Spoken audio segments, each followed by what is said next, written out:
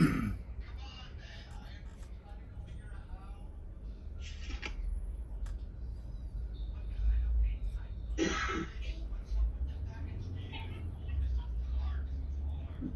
လေးအတန်တိုးပြီပါ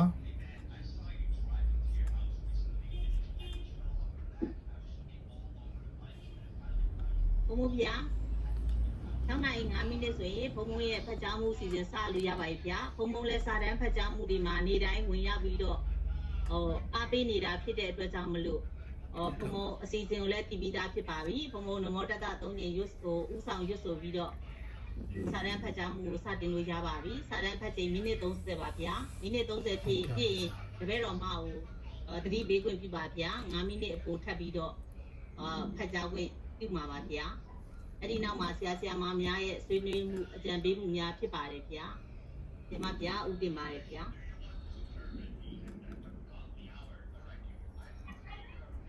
တီလေးစပြီးတော့ဟိုလို့ရပါတော့စရပါတော့ဟုတ်ကဲ့ ဘုံစလို့ရပြီလားဗျာ ရပါပြီဟုတ်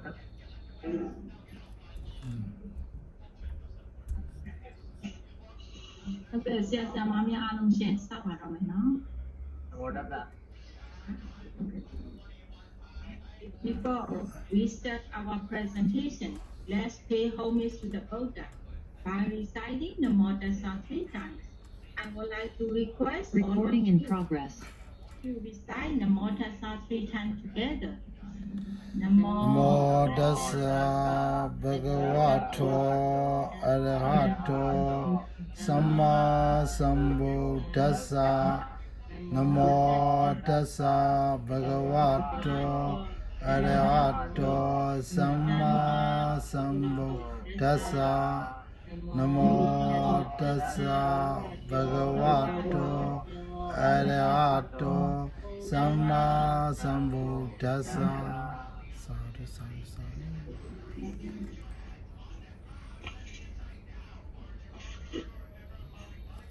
Good evening. The most respected venerable members of Sangha, all of professors, associated professors, registrars, lecturers, ladies and gentlemen, friends and Dhamma. My name is Yotinten Lai, roll number 2 BAE 29. Abhidhamma in English, Abhidhamma Seka BA academic year of 2024. Today, I would like to present on behalf of group number 15. The topic is an analysis of Yuganaddhakhathā. Our supervisor is Sayaji Professor Usama. Group leader is Ashin Sondara. Roll number 2 BAE 35 and I, Rotinten Lai, roll number 2 BAE 29. Members of this group. Acknowledgement. This research paper was undertaken as a Leading to Teaching University of Abhidhamma, UK, as a study of and analysis of Yuganaddhakhathā. We want to express to gratitude all of lecturers of UK, their guidance throughout this research. Lastly, we are many thanks to the most venerable Dr. Nangamala Bhumosa, the rector of UK, who was very highly regarded by his pupils and imposed the Dhamma knowledge on our minds suggested as to write this research paper. We would like to thank members of Research Supervisory Committee of UK for their kind permission and approval of their proposed title of research. Thus, we are most grateful to Chancellor Dr. Unyata, Professor and Head of Bali and Distance Education, Onyan, and President Sayaji Professor Usama for their suggestion towards the hands of our research. Again, we are very much indebted to the Rector of University of Global Peace and Deputy Rector of University of Abhidhamma, Venerable Dr. Jotika. Professor Usawin, Professor Uhawin, Professor Doiiwin, Professor Dotenuma, and Associated Professor Dr. Dolalati, Registrar Dojinjemo, Lecturers Umweu, Utan Am, Ushuyin, Usoleton, Ukankanwin, Do Dodidaton, and Dodanaji, for their supervisions and constant guidance throughout. The compilations of our research, and also for their matriculation, corrections of copies of final draft, and encouragement, which accelerated the completions of these texts. We would like to express our gratitude to all teachers from UA. Renders apps, reference books, and some treaties. We are very appreciative for each member of group, honestly effort, suggestion, unity, and collaboration at our group for the completion of research paper. We would like to thank them all for their effort. Finally, our group would like to mention our thanks to our respectable Dharma friends who have us in various ways. Course of Abhidhamma in English, Abhidhamma Seka, BA academic year of 2024. May all beings be able to see Nibbana. And finally, reach to the end of suffering in this very life. Content. Abstract. Chapter 1. Introduction. 4 types of Patisamhita. Chapter 2. Banarire Anandas Yuganaddhakhathā. 4 megas, 4 ways. The ways of practice. The first way, Vipassana, preceded by Samatha. The second way, Samatha, preceded by Vipassana. The third way, Samatha, Vipassana, Yuganaddhakhathā. The fourth way, overcoming the Modisa Yuganaddhakhathā. 2 types of samadhi. The first way, Vipassana, preceded by Samatha, by means of renouncing sensual pleasure. 4 kinds of development. How does the path come into being? How does the yogi repeats, develops, makes mass of the path? How to abandon fetters and underlying tendencies? Eradication by Sodapati Mekha. Eradication by Sakadagami Mekha. Eradication by Anagami Mekha. Eradication by Arahata Mekha. By means of non-hatred. By means of perceptions of life. By means of non-distractions. By means of analysis of Dhamma. The second way, Samatha preceded by Vipassana. The third way, joint practice of Samatha and Vipassana. Solitary Akariki, 16 aspects, Aramana, object, Bosara, domain, Pahana, abandonment, Parisaka, giving up, Uttana, withdrawing, Vivudana, turning away, Sana, peacefulness, Panida, sublime, Vimoda, liberation, Anasawa, freedom from tangles, Tarana, crossover, Animata, signlessness, Aptihida, desireless, Sonya, vibe, advice. The fourth way, the Modisa, removing restlessness, Ten Vipassanupakilesa, conclusion, the 4 individuals. Chapter 3, plants and fruits, emergence and coverings of the power, the attainments of cessation. Chapter 4, summaries and conclusion. Abstract. These books contain a series of letters on the Yuganaddhakhathā. In the Patisamhita Mekha, part of analytical knowledge given by universities of Abhidhamma. Yuganaddhakhathā was taught by Banarire Sariputta. After listening to the Yuganaddhakhathā Sutta, ခဏလေးခွင့်ပြုပါရှင်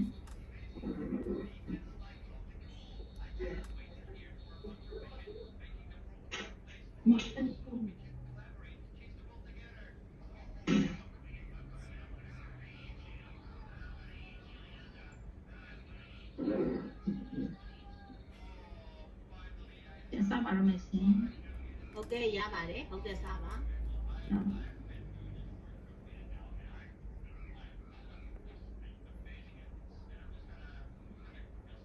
Abstract. This book contains a series of lectures on the Yuganaddhakhathā in the Patisamidamaka, part of analytical knowledge given by universities of Abhidhamma. Yuganaddhakhathā was taught by Venerable Sariputta after listening to the Yuganaddhakhathā Sutta admonished by Venerable Ananda. This sutta is about the 4 ways of meditation practice by disciples who attain arahantship. The Patisamidamaka is very wide and it contains teachings of Venerable Sariputta. He always analyzed the Dhamma taught by the Buddha,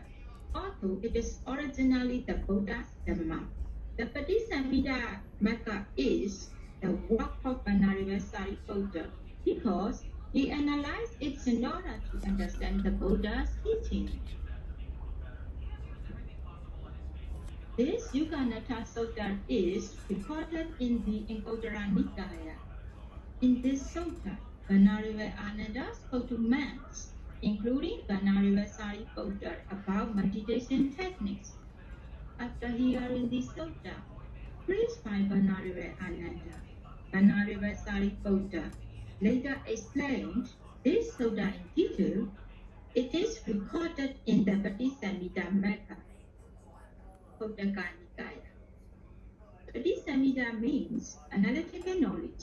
whereas maka means way of path. So, Patisamidamaka can be understood as the explanations of the way on how to obtain analytical knowledge. Introduction.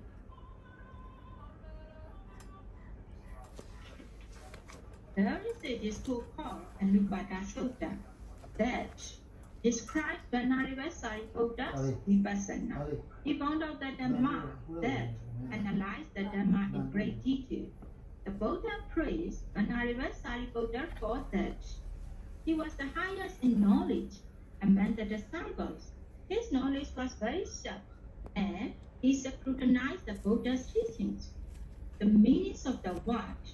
Yuganaddhakhathā is conjunction. Some translated Yuganaddhakhathā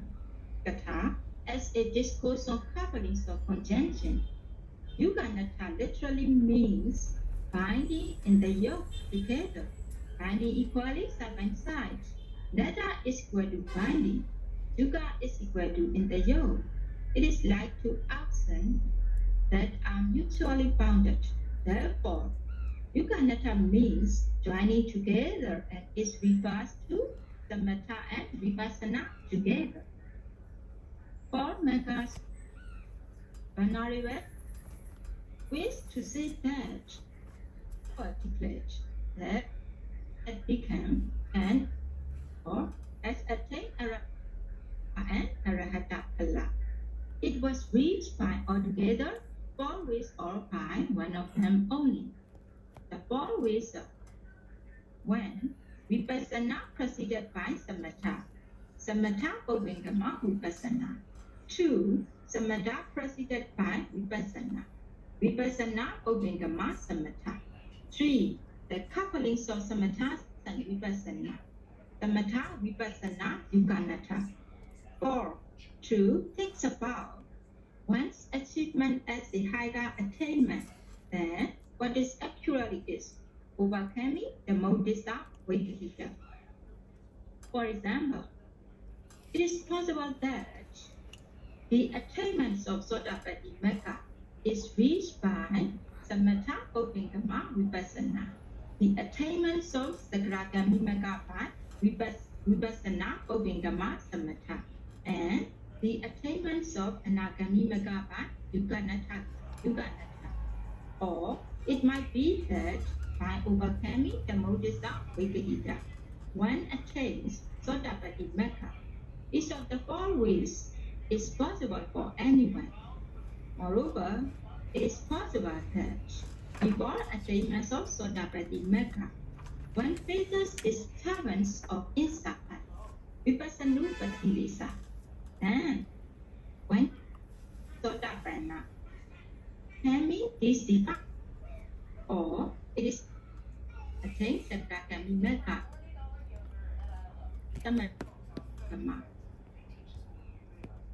Vipassana. Anagami Magga Vipassana, Ovinkama, Samatha, and Arahata Magga Yuganaddhakhathā. Therefore, one person can follow one of four possible ways to attain Arahata. This is because Vipassana is essential for each metta. So, there has to be individual Sotapatti Magga Vipassana, Sagragami Magga, Anagami Magga Vipassana, Magga Vipassana. Each Magga has particular Vipassana. The individual's Vipassana and meditator, Magga Phala, creation, etc. Two types of Samadhi. There are two types of Samadhi known as Vipassana. The yogi follows the Samatha must focus only whether at time. After that, they need when the image might appear. Then, nimitta. This is Samatha method. If the yogi practices Vipassana with Anapana, the yogi must notice the air, that is, breathing in and breathing out, the touching point at the nostril, where the air touches and the mind that can know the air. In Vipassana practice, yogi must know 3 points: 1, the air; 2, the touching point; and 3, the knowing mind. The yogi notices them one after the other. This is the pure Vipassana method. Samatha Samadhi and Vipassana Samadhi have different objects. What is the object of Samatha Samadhi? The object of the Samatha is not reality, but it is a concept. For Vipassana Samadhi, its object must be reality. So, this is the difference between two practices. These two practices. For Samatha, the Anapana object, which is the nimitta or the mental image, is a concept, no reality. Vipassana, the reality. By the meetings of these two,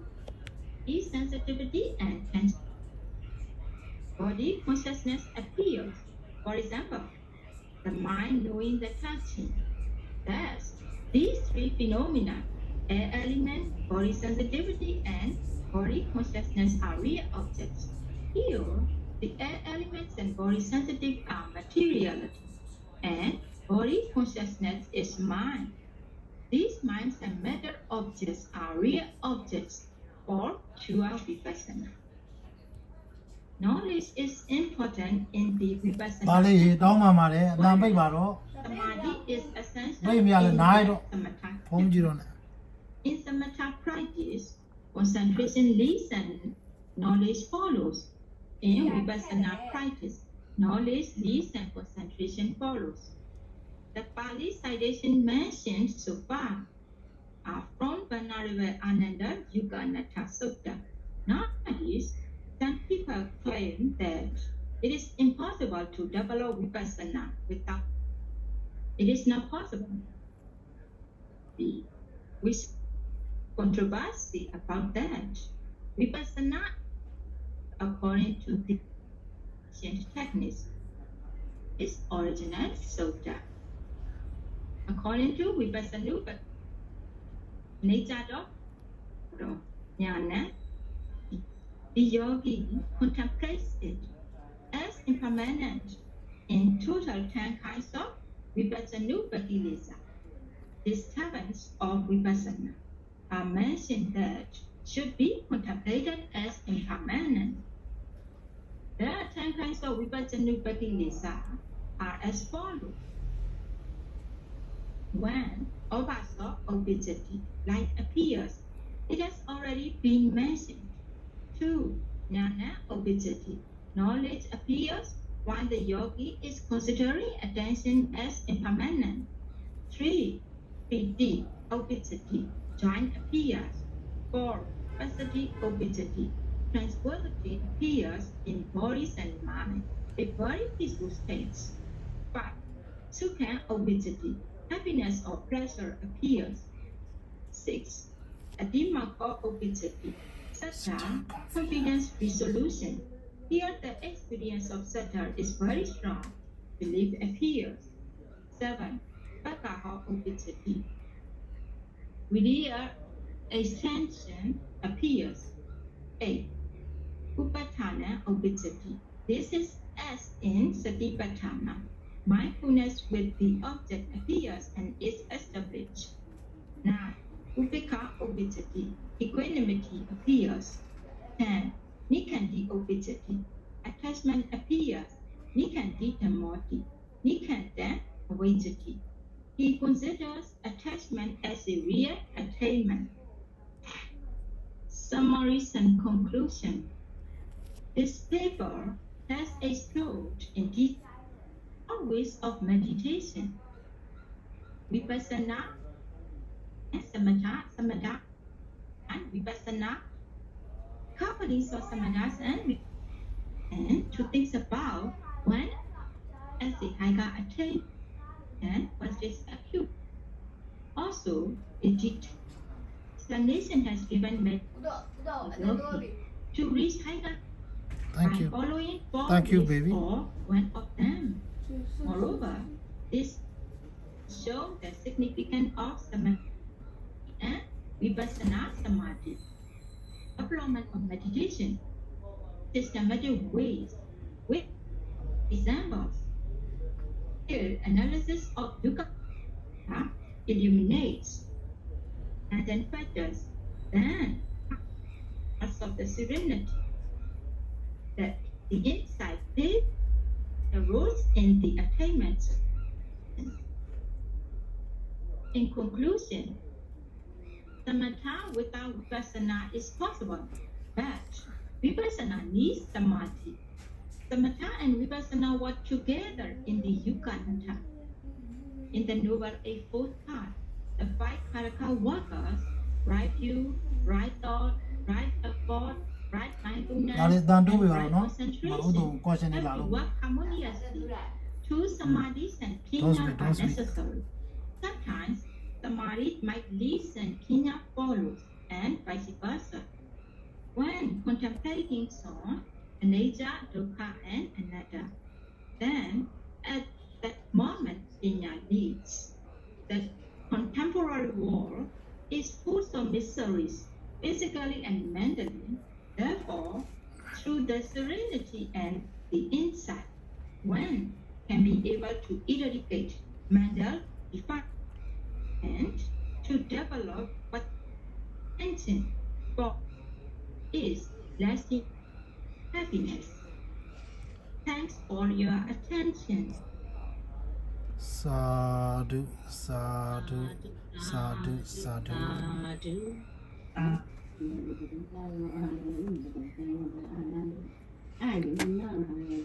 Ini baca tu ada analysis of Yuganaddhakhathā. Di sana ni pada video.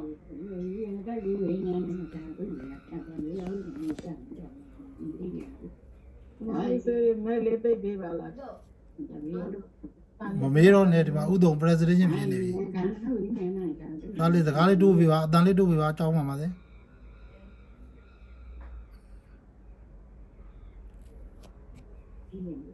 နဲ့ပတ်သက်ပြီးတော့အရှင်ဘုရားဘုံဘုံဘုရားဘုံဘုရားအကြီးကျယ်ပြီးရေးတယ်လို့ပြောပါတယ်ဗျာ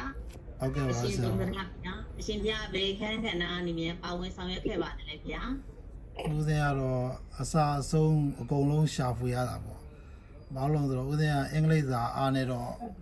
အန်တီတော်တင်းတင်းလိုင်းကိုပဲအားကိုးပြီးတော့ဒီ translate ဘိုင်းတို့ဘာတို့ရောတော့သူ့ကိုပဲအားကိုးအားပေါ့ဦးစင်းကတော့ဒီပါဠိဘိုင်းတို့ဘာတို့အဓိကရှားတာပေါ့ကျမ်းစာနဲ့ပတ်သက်တဲ့ဟိုဟာပေါ့ဟိုဟာ primary ကိုတို့ secondary ကိုတို့ဦးစင်းရပဲအဓိကရှာပြီးတော့ဒီလေးကတော့ဟိုလိုအပ်တဲ့ဥစ္စာကို edit လုပ်ပြရတာပေါ့ဟုတ်ကဲ့ ဗျာတာဒုပါဗျာเนาะစာတန်းဖတ်ကြားသွားတာတော့ဒေါ်တင်းတင်းနိုင်ပေါ့เนาะဒါဆိုရင်ဒေါ်ရင်ခိုင်ရအောင်ဒီစာတန်းရဲ့အပေါ်မှာဘယ်ခန်းကဏ္ဍအနေနဲ့ပါဝင်ဆောင်ရွက်ခဲ့ပါတယ်လဲရှင် ဒေါ်ရင်ခိုင်ကဆရာမ तू က လောကိစ္စတွေများတာနဲ့သူကဒီဟို reject လုပ်လိုက်ပါတယ်သူကဦးဇင်းတို့ group မှာမပါတော့ပါဘူးဟုတ်ကဲ့နောက်နေ့အစဉ်ပြေမှပဲသူကပြန်တက်မယ်ဆိုပြီးတော့ပြောထားပါတယ်ဟုတ်ကဲ့မဗျာဒါဆရာကြီးလည်းတည်ပြီးသားပေါ့နော်ဦးစင်းဖေဟုတ်ကဲ့တည်ပြီးသားပါဟုတ်ကဲ့ဆရာမဩဒီမဗျာတပည့်တော်မသိလို့မေးမိတာပါဗျာဒီမဗျာရပါပြီဗျာဒါဆိုရင်ဒီနေ့ဖတ်ကြားသွားတဲ့စာတမ်းရဲ့အပေါ်မှာဒီရှယ်ဒေါ်တဲလူမာနေပြီးတော့သုံးသက်ဆွေးနွေးပေးဖို့ဖိတ်ခေါ်ပါတယ်ဒီရှယ်ရှင်ဒီမင်္ဂလာပါဆရာမရန်လေးဟုတ်ကဲ့ပါမင်္ဂလာပါရှယ်ဟုတ်ကဲ့မင်္ဂလာပါဆရာအားသွားတယ်ဟလာအားလုံးဒီ my heartfelt congratulations to all of you နော်ဒါလေးအားမကြားနော်မကြားဘူးတော်တော်လေးကိုနည်းနည်းတယ် very deep and profound အဲ့တော့ဆရာတော်ဖေအားကြီးရဲ့ဟလာကြားချက်တွေဘုံဘုံနဲ့ခုနပြောခဲ့တယ်ဘုံဘုံဆရာတော်ဖေအားကြီးရဲ့နီးနာတွေပေါ့နော်ဟုတ်ကဲ့ပါဆရာမြတ်စွာဘုရားနီးနာတွေဘုံဘုံဆရာတော်ဖေအားကြီးရဲ့တိုင်းနာကျင့်သုံးပြီးတော့ဒီတရားတော်တွေကျင့်သုံးခဲ့တယ်ပြရပါတယ်ဟုတ်ကဲ့ပါဆရာ The meaning of the word Yuganaddhakhathā is conjunction you have already mentioned it Jhana samapatti lavi yahana arahant လိုက်တယ်ဒါလည်းအောင်ဝိပဿနာလည်းအောင်ထားတယ်ဆိုပြီးပြောလာတယ်အပညာမှာပါတယ်တခါစုခဝိပဿနာဆိုပြီးတော့ purely ဝိပဿနာ practice ဆိုပြီးတခါလာခဲ့တယ်အဲ့လိုတစ်လက်စီပေါ့ဒါမှလည်းတပည့်တော်ကမြင်လိုက်ပါတယ်ဗျာအဲ့တော့အများကြီးတော့ခက်ခဲမဟုတ်ပါဘူးဒါကိုရတဲ့ factors I can say much which factors can eliminate according to the Yuganaddhakhathā method of the Buddha we have the 10 factors. So which level factors can eliminate according to all the areas?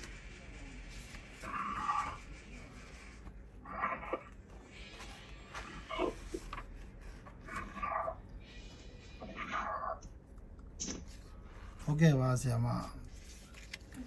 ဒီတန်ရောစဉ်တွေပယ်သက်တာတော့ဒီဦးဇင်းတို့သူက eradicate ဟိုဟာပေါ့အရဟတမက eradication by အရဟတသောတာပတ္တိမကပေါ့အဲသောတာပတ္တိမနဲ့သူကဒီအထနိယဟိုဟာအဟံဆိုတဲ့အဲ့ဒီဟာတွေကိုအရင်ဆုံးပယ်သက်တာပေါ့အဲ့ပြီးတော့မှနောက်ပိုင်းဒီဟိုဟာအနုတ္တရာဗျံနာယောသနာနိပယံဒီအနုတ္တရာဗျံတိဟွန်တိဆိုပြီးတော့အဲ့လိုလဲဟောထားခဲ့တဲ့အတွက်နောက်ဆုံးမှာတော့ဒီသောတာပတ္တိမကဟိုဟာအနုတ္တရာတွေလည်းပယ်တယ်တန်ယောသင်တွေလည်းပယ်တယ်လို့ဒါဥစဉ်တို့ဒီမှာတော့ဟိုဟာရေးထားတာပေါ့နောက်ပြီးတော့ဒီအဲ့ဒါလိုပဲတက္ကရာကသောတာပတ္တိမနဲ့ပဲဒီလိုပဲတက္ကရာကမိမအနာဂမိမအရဟတမတွေနဲ့လည်းအဲ့လိုမျိုးတန်ယောသနာနိပယံဒီအနုတ္တရာဗျာတိဟွန်တိစသဖြင့်တန်ယောသင်နဲ့အနုတ္တရာတွေကိုဟိုတဖြည်းဖြည်းချင်းပယ်သက်သွားတဲ့အတွက်နောက်ဆုံးမှာတော့ဦးဇင်းတို့ဒီဟိုဒုက္ခဥပဒကခေါ်မှာလားဟိုဟာပေါ့ကိလေသာတွေကင်းစင်သွားတဲ့ယဟန္တာပုဂ္ဂိုလ်ဖြစ်သွားပါဘူးအကယ်လို့များဒီသမထဥပဒနာနဲ့ဒီတန်ရောစဉ်တွေအနုတ္တရတွေမပယ်ခဲ့ဘူးဆိုလို့ရှိရင်ဒါဟိုသောတာပန်ပုဂ္ဂိုလ်ကလည်းဒိဋ္ဌိဝိသိကိစ္စပဲပယ်မှာပေါ့အဲ့ဒီလိုမျိုးသမထဥပဒနာနဲ့ရှင်တွဲပြီးတော့မှဒီလိုမျိုးပယ်လိုက်တဲ့အခါမှာအဲ့ဒီတရားအထုတ်တဲ့ယောဂီပုဂ္ဂိုလ်ဟာဒီစောစောကဆရာမပြောတဲ့ဟိုတန်ရောစဉ်10ပါးတွေ9ပါးတွေအဲ့လိုမျိုးအကုန်လုံးပယ်ပြီးတော့မှဒီမဘုံနိဗ္ဗာန်ရတယ်ဆိုတဲ့ဟာကိုတွေ့ရပါတယ်ဆရာမဟုတ်ကဲ့ဒီဆုံးမှာဆိုရင်တပည့်တော်တို့သမုဒ္ဒရာ4ပါးနဲ့ဟလာဒီတန်ရောစဉ်တွေ10ပါးနဲ့ရတယ်ချိတ်ဆက်နေတာကိုတွေ့ပါတယ်ဗျာဟုတ်ပါတယ်ဆရာမဟုတ်ပါတယ်ဟုတ်ကဲ့အားလုံးကလိမ့်နေရှိနေတာကိုတပည့်တော်တို့တွေ့ရပါတယ်ဗျာဟုတ်ပါတယ်ဆရာမဟုတ်ကဲ့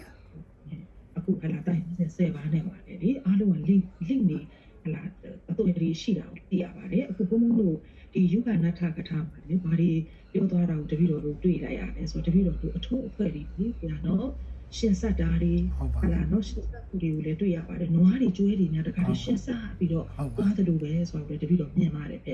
အဲ့တော့တော်တော်လေးလည်းနည်းနည်းပါတယ် very cheap and profound so my heartfelt congratulations beautiful and excellent ပေါ့အားလုံးနော်ကျင်းမှန်ပါများအားလုံးကိုလည်း congratulation ပြောပါတယ်ဖေကျေးဇူးပါဆရာမဟုတ်ကဲ့ဒီကျေတော်တဲ့လူမှာကျေးဇူးတင်ပါတယ်ရှင်ဆရာမကြီးဒေါက်တာလှလှတင်မှာဒီနေ့စာတမ်းနဲ့ပတ်သက်ပြီးတော့ဆွေးနွေးအကြံပြုမေးမြန်းပေးပါရန်ဖိတ်ခေါ်ပါတယ်ရှင် Thank you. Firstly, I'd like to appreciate and very grateful you are Yuganaddhakhathā. Out by some. I have to understand for you because that this is a subject belong to Yuganaddhakhathā. Yes. Yuganaddhakhathā my father took them to cook. Out by some. Out by some. That this is a technique of Ashintari Putra and Ananda, yes. Ashintari Putra Ananda, which is the way me of that. Yes. I would like to know what the means of Yuganaddhakhathā. In the Mapabia Sudo, Exam Dalivation, then the Mapabia Sudo, like 17. Like 17, no? Like 17, Mapabia Yuganaddhakhathā, no? Yuganaddhakhathā, Banes, Pobia. Anyhow, you can see that. Slide them to Lamdi, slide them to the Jan Pabia. Like 17, what the meanings of Yuganaddhakhathā? Okay, was Yama. As delation, delay.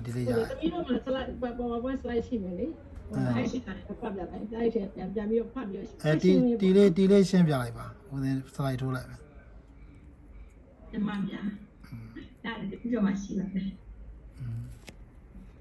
The meaning of the word Yuganaddhakhathā is conjunction.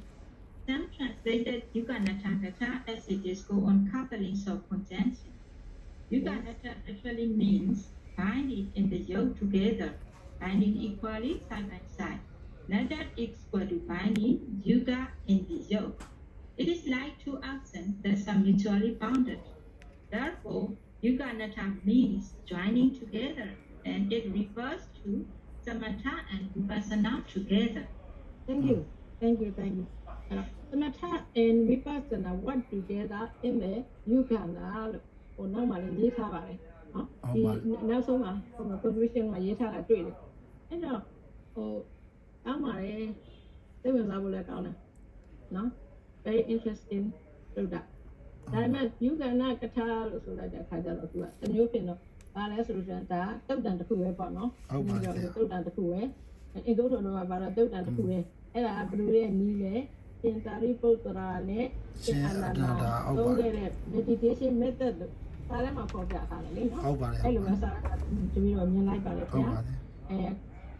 you. I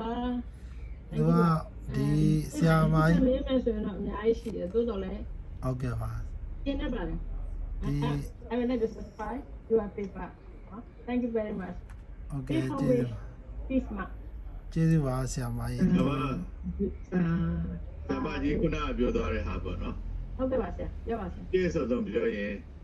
Yuganaddhakhathā Tokaro, and Imoto Para. Yuganaddhakhathā Hogera. Dame, Erago, Rita Mida me parido or Organigama Pari. Yotoganam Hodo, Organigama, Rita Mida Parido, Tentaripotra, Hotare, Tema. Saoya, the Rama Pari, Yuganaddhakhathā Sobi, Puna Legu, a toad in a Hotare Legu, practice in it. Vipassana practice in a chair to a hot target about no Sama food and a drop as Java. Okay. Hello. Okay, Jesu de Mare, Jesu de Mare, Sama. Okay,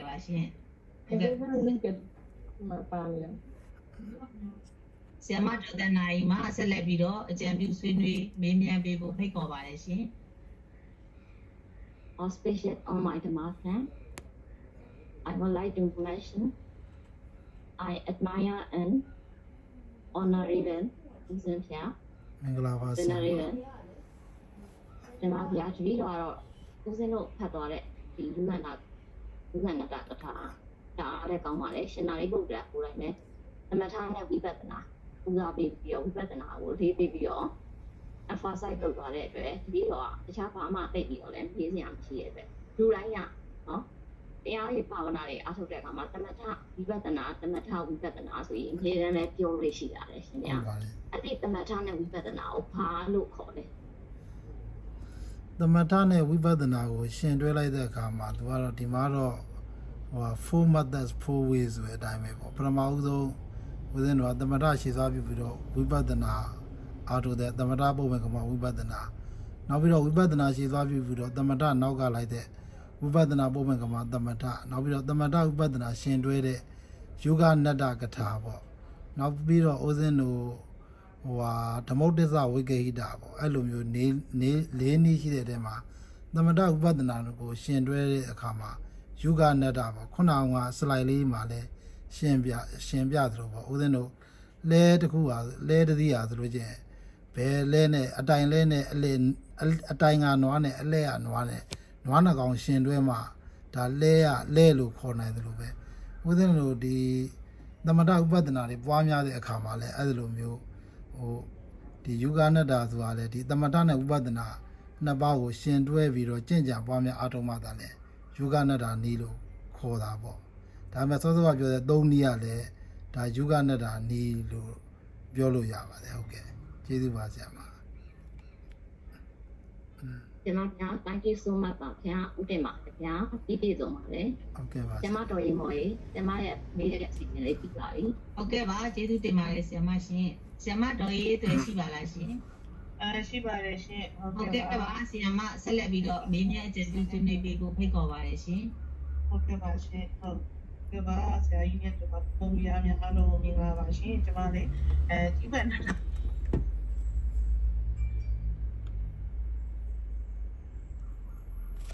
ထားဆိုပြီးတော့ပထမဆုံးကျွန်မကြားဘူးတာပါ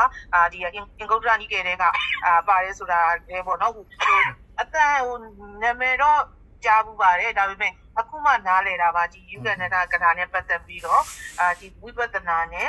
သမထနဲ့ဝိပဿနာကိုဒီလိုကြင်ကြံပွားများအားထုတ်ပြီးတော့ဟိုဟာတမက်တဖို့ရအောင်တမက်ဘက်ကိုရအောင်ပေါ့နော်ကျင့်သွားတဲ့ဟာလေးကိုရှင်းပြသွားတာကိုအခုနားလည်တဲ့အတွက်ဟိုမေးခွန်းမေးကြတော့မရှိပါဘူးဗျာဒီပြီးတော့အခုလိုနားကြရတဲ့ဝမ်းသာရဲဆိုတဲ့အကြောင်းနဲ့ဒီပြီးတော့ဒီအပြီးတော့တက္ကသိုလ်အတွက်ပေါ့နော်ဒီလိုစာတန်းလေးတွေကိုဟိုတင်သွင်းပြီးတော့ဟိုသိအောင်ပို့ပြီးတော့တင်သွင်းပြသွားနိုင်တဲ့အတွက်တက်သွားပြီးတဲ့အတွက်ဘုံဘုံပြားကိုဦးတင်ပါတယ်ဗျာဒီစာတန်းရေးတဲ့အဖွဲ့ကိုလည်းအထူးပဲကျေးဇူးတင်ပြီးတော့ဝမ်းမြောက်စွာတာပြုခေါ်တဲ့အကြောင်းလေးပြောကြားခြင်းပါတယ်ဗျာကျေးဇူးပါရပါပြီဆရာမတော်ရင်ပါရှင်ဟုတ်ကဲ့ပါရှင်ဆရာမကျေးဇူးတင်ပါတယ်ရှင်ဟုတ်ကဲ့ပါဆရာဦးရှင်မြင့်မင်္ဂလာပါရှင်ဟုတ်ကဲ့ပါဟုတ်ကဲ့ပါဆရာမဆက်လက်အကြံပြုဆွေးနွေးပေးဖို့ဖိတ်ခေါ်ပါတယ်ရှင်ဟုတ်ကဲ့ပါဆရာမဘန်ဒီအာဝလာမိဘန်ဒီဗျာဟုတ်ကဲ့ပါဘွားတို့တပတ်မင်္ဂလာပါဆရာဦးရှင်မြင့်ဗျာဗျာဟောI am greeting to you all and Sayado, Uzen, Mom, Nan, Sayadi, Siamaji, Lecture, Assistant Lecture and the Mamita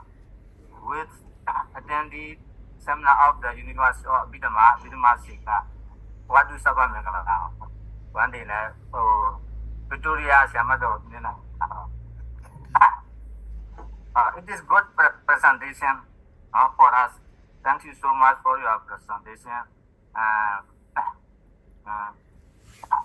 Let's discuss a little, please. Discuss a little, please. Yes. I am thankful you all. Please moon and do the title of an analysis of the Yuganaddhakhathā.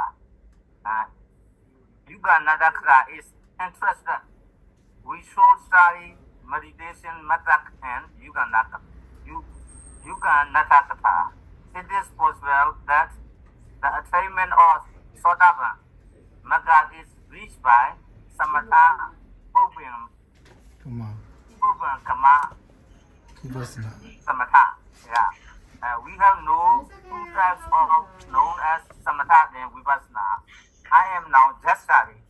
Yuganaddhakhathā. So now that the Yuganaddhakhathāကျွန်တော်တို့ကတော့လေးလာသေးပဲရှိပါတယ်ဆရာကြီးကတော့အချိန်9ချိန်လောက်တော့မသိဘူးလေးလာတဲ့ခါမှာကျွန်တော်တို့ကြားသိရတော့ဗောနော်ဒီပရိသတ်မျိုးလာမဲ့အကြောင်းလေးကိုအများကြီးဆရာကြီးပို့ချတာတွေကိုကြားမှပဲဒီYuganaddhakhathāနဲ့ပတ်သက်ပြီးတော့ကျွန်တော်တို့ဘုဒ္ဓလေးစပြီးတော့ရရှိပြီးတော့စိတ်ဝင်စားပြီးတော့အခုလေးလာနေစေဖြစ်ပါတယ်ဒါပေမဲ့မိကုန်းကတော့Yuganaddhakhathāနဲ့ပတ်သက်တာပဲဗောနော်ဒီအာနာပါနာအားလေးကိုတပည့်တော်ကပြီးဆောက်ချင်ပါတယ်ဆရာဟုတ်ကဲ့ပါဆရာTherefore, Yugana means joining together and it refers to Samatha and Vipassana and your thesis. Yeah. Therefore, Yuganaddhakhathā means joining together and it refers to Samatha and Vipassana together and your thesis. So I have one question. My question is Anapana either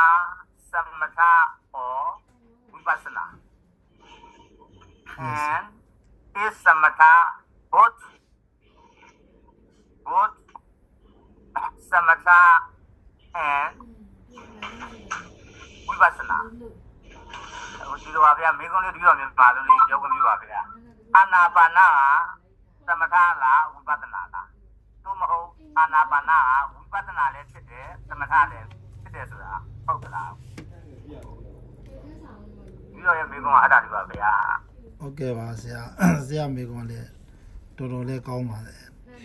တော်လည်းကောင်းတယ်ဆိုတော့စောစောကလည်း no stress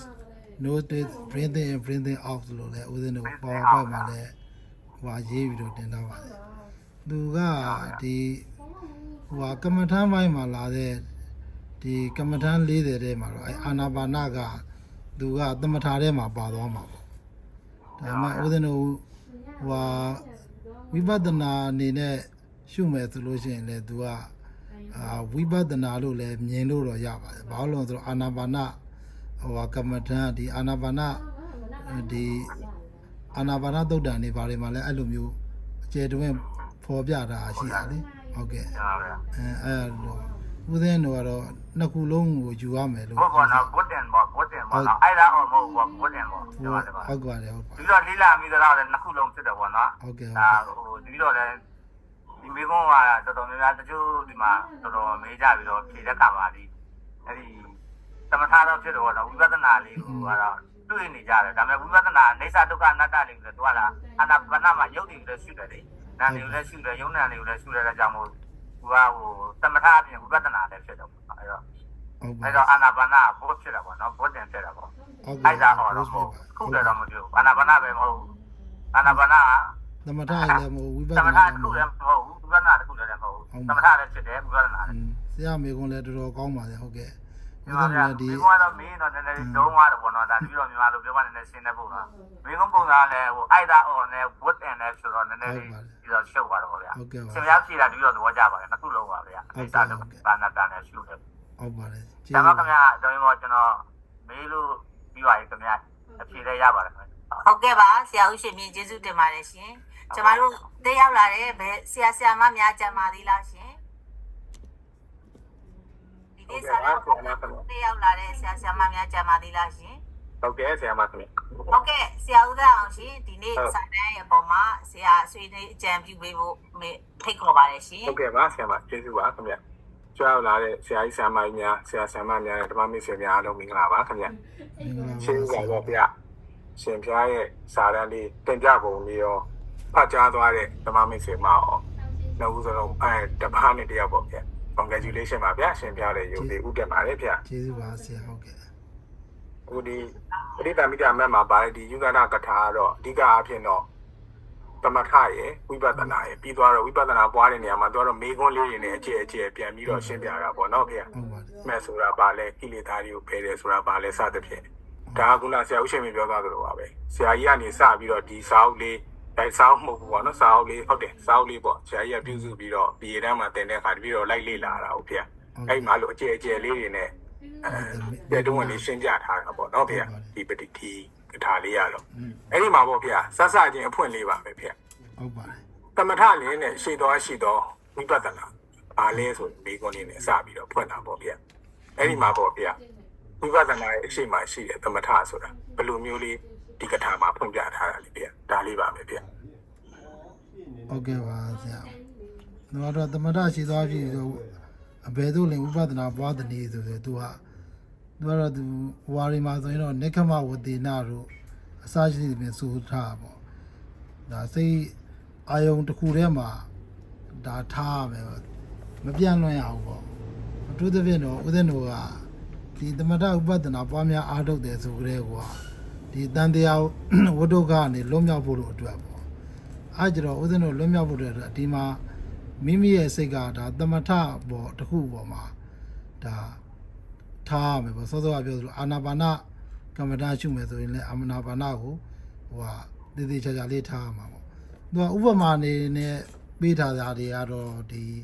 ဦးဇင်းတို့ရှင်စုလပမထေပေါ့ရှင်စုလပမထေဟာဆိုလို့ရှိရင်ဒါသူ့ရဲ့နောင်တော်ကြီးကနေပြီးတော့မင်းကဂါထာတစ်ပုဒ်တော့3လကျက်တာမရဘူးမင်းတို့ညာနှုံနေတဲ့လူကသာသနာပေါင်းနဲ့မထိုက်တာမှုဆိုပြီးတော့အဲ့မှာပြောလိုက်တဲ့အခါမှာရှင်စုလပမထေကစိတ်ပြတ်ပြီးတော့လူထွက်မလို့စောင့်ဆိုင်နေတဲ့အချိန်မှာမြတ်စွာဘုရားညာတော်ထဲမှာတွေ့တဲ့အခါမှာမြတ်စွာဘုရားစုလပကိုသွားပြီးတော့အဲ့ကမ္မထမ်းပေးတာပေါ့ပထမဦးဆုံးအဲ့ဒီကမ္မထမ်းပထမဦးဆုံးပေါ့သမထပေါ့သမထရှိသွားပြီရှိတဲ့ကမ္မထမ်းပြောရမှာပေါ့ဒီအဝိဖြူလေးကိုအဝိဖြူလေးကိုရသောနာဣတိဆိုမှန်ပါဗျာသူကဒီရောင်လေးပေါ်မှာသူကလွတ်မြောက်နေတဲ့စိတ်နဲ့သူကဒီဟာကိုကြည့်လိုက်တဲ့အခါမှာ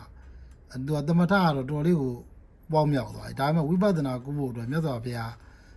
သတိပေးတဲ့အခါမှာဒီဟာတွေကအရင်တော့ဖြူစင်းနေတဲ့ပေါ်ဝါလေးကနောက်မဲညက်သွားပါလားဆိုတော့သူကအဲ့လိုမျိုးအတိရသွားတဲ့အတွက်ကြောင့်ဒါသမထကနေပြီးတော့ဒါထွက်မြောက်ပြီးတော့ဒါဝိပဿနာကိုကူးပြောင်းသွားတာပေါ့ဒါအဓိကတော့သူ့ရဲ့ဒါဆုလပန်ရဲ့အရှင်ဆုလပန်ရဲ့ဒါဩဃလေးပြနေပြီးတော့လွတ်မြောက်ဖို့လို့အတွက်ပေါ့သူသဖြင့်တော့အဲ့လိုကြောင့်မလို့ပဲဒါသူကဒီသမထရှိသွားပြုပြီးတော့ဝိပဿနာပွားတယ်လို့ဒါဥစဉ်ကတော့ဒီနေရာမှာဆိုလိုချင်ပါတယ်ဟုတ်ကဲ့ဆရာတခြားသောဥပမာတွေလည်းရှိပါတယ်ဟုတ်ကဲ့မှန်ပါဗျာဥတင်ပါတယ်ဗျာသာဓုပါဗျာရှင်ပြပေးတဲ့ဥပမာနဲ့အခုဒီကထာလေးနဲ့တပည့်တော်ရဲ့ဆွေးနွေးချက်လေးနဲ့အမြဲတမ်းလည်းဆက်ဟပ်ပါတယ်ဗျာသာဓုပါဗျာသမထရှိတော်ဝိပဿနာဆိုရင်ပြန်ပေါ်လည်ပါတယ်ဗျာဥပမာလေးဟုတ်ကဲ့တင်ပါဗျာကျေးဇူးဆရာမတော်တော်ခင်ဗျာကျေးဇူးတင်ပါတယ်ခင်ဗျာဟုတ်ကဲ့ကျေးဇူးတင်ပါတယ်ဆရာရှင်ဟုတ်ကဲ့ပါဆရာကြီးဦးဆောင်ဝင်းရှင်ဒီနေ့စာတန်းနဲ့ပတ်သက်ပြီးတော့ဆရာကြီးမှလိုအပ်တာများလမ်းညွှန်ပေးပါရန်ဆရာကြီးကိုဖိတ်ခေါ်ပါတယ်ရှင်ဟုတ်ကဲ့လမ်းညွှန်ဆရာတော့မရှိပါဘူးခုနပြောသလိုပေါ့နော်အဲ့ဒီမှန်ပါဆရာကျေးဇူးရှင်ပေါ့ကွယ်လွန်သွားပြီဖြစ်တဲ့ဆရာကြီးမြတ်တန်တရက်မှာကျွန်တော်ခေါ်ပါတယ်ဟုတ်ကဲ့ဆရာပေါ်ပြီးတော့သူတော့ပဋ္ဌာန်းနဲ့ကိုနေရတဲ့အတွက်ခင်ဗျာငယ်သေးတယ်အဲ့တော့မှန်တယ်ငယ်သေးတယ်နော်အဲ့ဒီပိတာမိတာမဲ့အဲ့တော့စဝါရာလည်းလောရဓာတုကထာလည်းလောရဝိဘင်းလည်းလောရနဲ့ကားနေတဲ့အချိန်မှာပဲသူကခိုင်းခဲ့ပါတယ်ခိုင်းဆရာတော်ကြီးစီထိသွားခိုင်းတော့ဆရာတော်ကြီးစီမေးပြီးတဲ့အခါမှာတင်နာတော့ကျွန်တော်မတက်နိုင်ခဲ့ပါဘူးတင်နာအနည်းဆုံးအဲ့တော့ဝေးသလိုထင်ပါတယ်အဲ့ဒီအခု9မိုင်မှာရှိတဲ့စကန်ပေါ့နော်ဒါပေမဲ့ဆရာတော်ကြီးရဲ့တပည့်တွေကပြောလိုက်တယ်သူတို့အဲ့ဒါကိုဖွေထုတ်မယ်ပို့မယ်ဆိုတာပြီးတာနဲ့ပို့ပေးတယ်နောက်ပြီးတော့ PDF file လေးတစ်ခုလည်းပို့လိုက်တယ်အဲ့မတိုင်ခင်ကတော့ကျွန်တော်တို့ပြိတာမိတာမဲ့ပါဠိတော်မြန်မာပြန်ယုဂနတ္ထကထာအင်္ဂုတ္ထုဒါတွေကိုဖတ်ပါတယ်သိနာမလဲပါဘူးဒါပေမဲ့ဆရာတော်ကြီး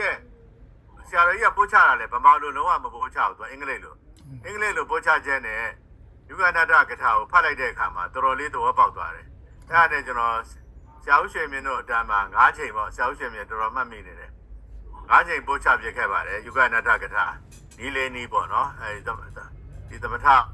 ဥဆောင်တဲ့နီးဝိပဿနာဥဆောင်တဲ့နီးသမထနဲ့ဝိပဿနာတက်လက်စီသွားတဲ့နီးတက်လက်စီသွားတပြိုင်တည်းဆိုတဲ့သူကယုဂနတ္ထကထာတပြိုင်တည်းဆိုတဲ့အဓိပ္ပာယ်လေးရတယ်ခုနကဆက်နေတဲ့အတွက်အဓိပ္ပာယ်လေးရတယ်တပြိုင်တည်းတော့မဟုတ်ဘူး သမထကိုအထုတ်လိုက်တယ်ပထမဆန်ရတယ်ပထမဆန်ကနေထလိုက်တယ်နော်ပါဠိတော်မြန်မာပြန်မှာတော့ထတယ်ဆိုတဲ့စကားလုံးသုံးတယ်မနော် retreat နော်ဆန်ကိုရုပ်လိုက်တာပေါ့နော်ဆန်ရုပ်ပြီးတဲ့အချိန်မှာခုနဆန်ပြုတ်ခဲ့တဲ့ပထမဆန်စိတ်ကလေးကိုအာယုံပြုတ်ပြီးတော့မှဝိပဿနာရှုတယ်ပြီးတဲ့အခါမှာဒုတိယဆန်ကနေထတယ်တခါဒုတိယဆန်ကိုအာယုံပြုတ်ပြီးတော့ဝိပဿနာရှုတယ်နောက်တစ်ခါနော်အဲ့ဒီတတိယဆန်ကိုလည်းထပြီးတော့တတိယဆန်ဝိပဿနာလုပ်တယ်အဲ့လိုအစစ်လုပ်သွားတာပေါ့နော်ဒီနီလန်းဖြစ်ပါတယ်အဓိကတော့တတိယနီလန်းပေါ့နော်ဒါပေမဲ့ဆရာတော်ပြောသွားသလိုပဲအားလုံးကယူရနထကထာထဲမှာအကျုံးဝင်ပါတယ်နောက်ဆုံးဘုရားရှင်ကဘယ်တော့ဒီဟောခဲ့လဲဆိုရင်သရုပ်ထနီလန်းမှာဝိပဿနာဉာဏ်ညူးကြောင်းတရားပေါ့အခုဝိပဿနာတရားအားထုတ်နေတယ်နမိတ်တွေမြင်တယ်အလင်းရောင်တွေမြင်တယ်ဟိုအမြင်တရားမြင်အမှန်တော့ဒါတွေကသမထအာယုန်တွေပဲဖြစ်တယ်ဟုတ်ပါတယ်နော်ဝိပဿနာအာယုန်တွေမဟုတ်သေးဘူးဝိပဿနာမရောက်သေးဘူးပေါ့နော်ဒီအင်းကြီးကိုဘုရားရှင်ကဟောထားခဲ့တာဖြစ်ပါတယ်အဲ့ဒါနဲ့ကျွန်တော်ဆရာတော်တို့ရဲ့နော် peace monk တို့လည်းကျွန်တော်တို့ရိုသေချစ်ခင်စွာခေါ်တဲ့နော်ရှင်တုံတရလို့လည်းခေါ်တယ်ကိုဒတ်ကြီးဆရာတော်ပါနော်တို့လက်ထက်မှာတင်နေရင်နဲ့တို့လက်ထက်ကျကျွန်တော်ပိုတင်မြစ်သွားတယ်10ချိန်လားမသိဘူးနှစ်ဆပေါ့နော်အဲ့မှာဆရာတော်ကကျွန်တော်ကူညီတယ်ဒီအဲ့တော့ပထမဆုံးဒီဆရာတော်ကိုကျွန်တော်သင်ကြားခဲ့တာဖြစ်ပေမဲ့နောက်ပိုင်းကဒီဆရာတော်ကကျွန်တော်ပြန်သင်ကြားသွားပါတယ်ဘာကြောင့်လဲဆိုတော့ဆရာတော်အရှင်တုံတရရဲ့ဆရာနှစ်40လောက်ရှိပြီယုဂနထကထာကိုပဲဟောလာတာအဲ့ဒီစာကိုဗမာလိုအဲ့လိုဖတ်ရတဲ့အခါမှာတော့ကျွန်တော်ပိုနားလည်သွားတယ်ကျွန်တော်ဗမာလူမျိုးဖြစ်တယ်ဗမာလိုသေချာရေးထားတာဖြစ်တဲ့အတွက်နော်ဆရာတော်လည်းဒီနေ့ထိထူးကျေးဇူးတင်ရှိကြောင်းပြောကြပါတယ်ဒီနေ့တော့ဒီနေ့မှလည်းကျေးဇူးဆက်ဖို့ရင်စောစောတက်လာဖို့ပဲဒီနေ့ဟိုနေတော်တော်လေးကိုဝေးစစ်ဘေးတွေတက်နေတဲ့ဒေသတွေကနေနော်ဟောစာပေါ့ဒီတတ် best တွေရောက်လာတော့အဲ့ဒါကိုသူတို့လက်ခံတွေ့ဆုံတာပါအဲ့ဒါနဲ့နည်းနောက်ကျသွားတာကိုဖွင့်လို့ပေးပါသို့တော့ဆရာတော်ဗာပြောမယ်ဆိုတာရယ်နော်ဆရာတော်ပြောမယ်စာတွေရယ်ပြီးတော့အကုန်စင်ဘာလို့လဲဇူဝနာတာကြတော့ပြီးတော့ဟိုတော်တော်လေးကိုနှစ်သက်တာကိုဖတ်ပြီးပါပြီဒါကြောင့်ဆရာတော်ကိုဒီနေ့မေးစရာပြုစရာဘာမှမရှိပါနော်ဆရာတော်တဲ့ဒီဖတ်ကြားသွားတဲ့သမီးငယ်ကိုသူကျေးဇူးတင်ရှိကြောင်းနဲ့နော်သူ့ကိုမြူကြောင်းပြောကြပါတယ်ဆရာမကြီးကျေးဇူးတင်ပါတယ်ဟုတ်ကဲ့ပါဆရာကြီးကျေးဇူးတင်ပါတယ်ရှင်ဟုတ်ကဲ့ပါဒါဆိုရင်ဒီပထမစာတန်းဖတ်ပွဲလေးကိုမရက်ခင်တပည့်တော်ဒေါ်ဝိမလညာနီကိုဖိတ်ခေါ်ဝင်ပြုပါအောင်ဗျာဒေါ်ဝိမလညာနီဆရာလေးဖျားရောက်နေပါလားဖျားရောက်နေပါပြီဆရာမဩဆရာလေးဖျားတင်ပါဗျာအဲ့ဒါဆိုသနာပါဗျာတပည့်တော်ပထမစာတန်းဖတ်ပွဲစာတန်းဖတ်တဲ့ဆိုဘုံဘုံဗျာဒါဆိုဘုံဘုံတို့အဖွဲ့ကနေဥဆောင်ပြီးတော့ဗုဒ္ဓသာသနာစီတန်တေတူ3ညရွတ်ဆိုပြီးတော့ဘုံဘုံတို့စာတန်းရဲ့ဖတ်ကြားမှုကိုရုပ်သိမ်းပေးပါဗျာဟုတ်ကဲ့ပါဆရာမအားလုံးသောဓမ္မမိတ်ဆွေများနဲ့ပြီးအဖိဓမ္မစေကအင်္ဂလိပ်တန်ဗမာတန်အားလုံးသူတော်စင်အပေါင်းတို့ယနေ့မှစပြီးကိုကြီးချမ်းသာခြင်းစိတ်ချမ်းသာခြင်းကိုယ်စိတ်တစ်ပါးတို့ရဲ့ချမ်းသာခြင်းနဲ့တကွာဓမ္မတဘောရသည်အတိမိမိတို့သည်ပြုစုထားသောပရိယတ္တိအခြေခံမှသည်ပရိပတ်တိတို့မျက်မှောက်ပြု၍မိမိတို့သည်လည်းယနေ့ကစပြီးတော့နိဗ္ဗာန်ကိုရောက်နိုင်တဲ့ပုဂ္ဂိုလ်တွေဖြစ်ပါသေးတည်းရဲ့လို့ဦးဇင်းတို့ရဲ့သာရကိုဗုဒ္ဓသာသနာစီရန်တိဋ္ဌတု3ချိန်ရွတ်ပြီးတော့ရုပ်သိမ်းပေးရပါရန်တိုက်တွန်းအပ်ပါသည်ဗုဒ္ဓသာသနာကြည်ရန်တိဋ္ဌတုဗုဒ္ဓသာသနာကြည်ရန်တိဋ္ဌတုဗုဒ္ဓသာသနာကြည်ရန်တိဋ္ဌတုသာဓုသာဓုသာဓု